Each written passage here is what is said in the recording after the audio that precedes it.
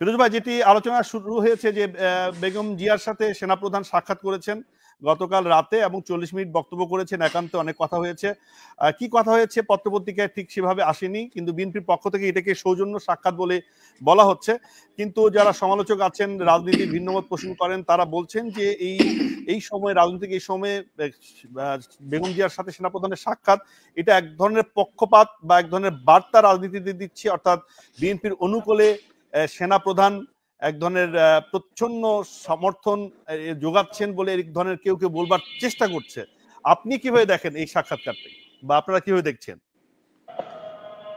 ধন্যবাদ মিলেনিয়াম টিভির দর্শক শ্রোতাদের এবং আমার সাথে যারা আলোচক এখানে উপস্থিত আছেন, সাদাত হোসেন সেলিম এবং নীলুফার চৌধুরী মুন্নি, সবাইকে আমি আমার তরফ থেকে ধন্যবাদ জানাচ্ছি, শুভেচ্ছা জানাচ্ছি। যে কথাটা আমি আলোচনাটা সেলিম ভাইয়ের শুনতে পারিনি, তারপরও শেষে যেটুকু শুনলাম যে উনি এটাকে ইতিবাচক হিসেবে দেখছেন। আমি মনে করি যে এটা যেহেতু তারা সৌজন্য সাক্ষাৎ হিসেবে বিবেচনা করছেন, আমরা যেহেতু জানি না আলোচনার এজেন্ডা কি বিষয়ে আলোচনা হয়েছে, সেনা প্রধানের তরফ থেকে বা বিএনপি চেয়ারপারসনের পক্ষ থেকে কোনো ধরনের যে বক্তব্য সেটা তুলে ধরেনি, কাজে এটাকে সৌজন্য সাক্ষাৎ হিসেবে আমরা বিবেচনা করতে চাই।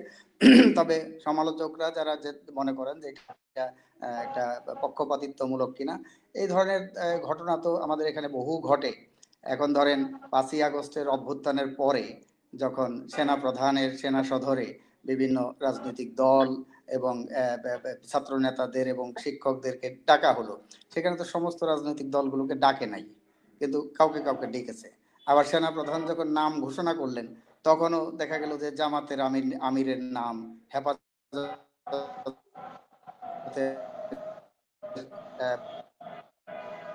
মামুনুল হকের, এটা নিয়েও কিন্তু অন্যদের অনেকের একটা প্রশ্ন আছে যে কেন হেফাজত এদেরকে ডাকলো, বা নাম ক্ষেত্রে মির্জা ফখরুল ইসলাম আলমগীর, মির্জা আব্বাস, তাদের নাম সেনাপ্রধান উল্লেখ করলেন না, জামাতের আমিরের নাম 2বার করলেন, ইত্যাদি ইত্যাদি নানা বিষয় থাকে। কিন্তু একটা সিচুয়েশন থাকে, একটা পরিস্থিতি থাকে, কোন বিবেচনায় সেটা তারাই বলতে পারবে। কিন্তু এরকম ঘটনা বিভিন্ন সময় ঘটে থাকে, সেগুলো নিয়ে নানা ধরনের আলোচনা সমালোচনা, পক্ষে বিপক্ষে মতামত থাকবে।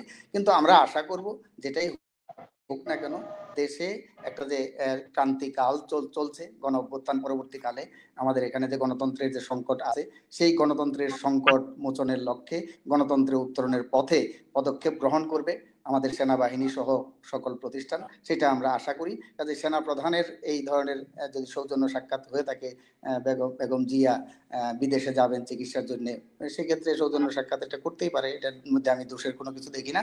এটা পক্ষপাতিত্ব হবে কিনা তার পরবর্তী পদক্ষেপ, পরবর্তী ক্রিয়া, সেটা দিয়েই বোঝা যাবে যে পক্ষপাতিত্ব করছে কি করে নাই।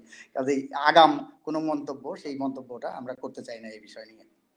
জি, ধন্যবাদ। আগাম মন্তব্য করতে চাই না, কিন্তু বাংলাদেশের রাজনীতি সংস্কৃতিতে আমরা আগাম মন্তব্য নিয়ে আসলে পাল্টা মন্তব্য করে একদম বিতর্ক পরিস্থিতি তৈরি করি নানা বিষয়ে।